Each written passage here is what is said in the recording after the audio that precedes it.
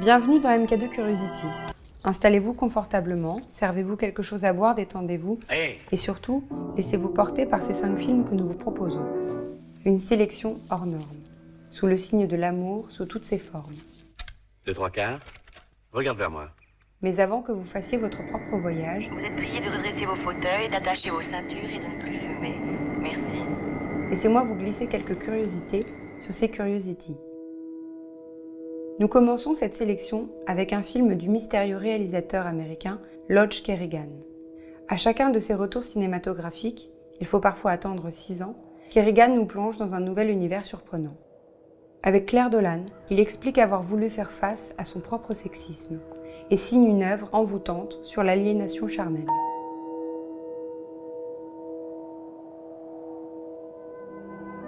La peau douce est aujourd'hui considérée comme l'un des plus beaux films du réalisateur français de la Nouvelle Vague, François Truffaut.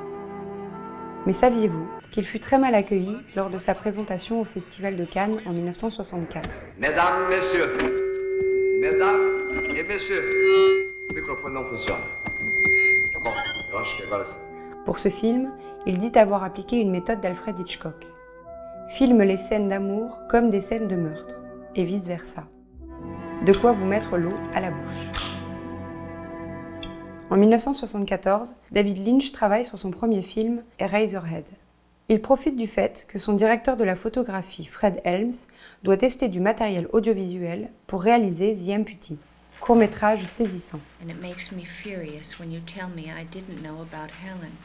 Pendant des années, ce film ne sortira pas de l'école de cinéma de Lynch.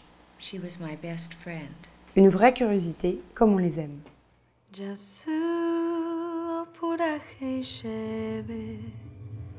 L'Argentine Lucia Puenzo s'est d'abord fait connaître en tant qu'écrivain à 23 ans avec son roman El Niño Pez. 10 ans plus tard, elle décide d'adapter cette histoire au cinéma. Elle signe ainsi le 2e long métrage dans son parcours de jeune promesse du cinéma argentin après XXY en 2007. ¿Qué? La leyenda del niño pez.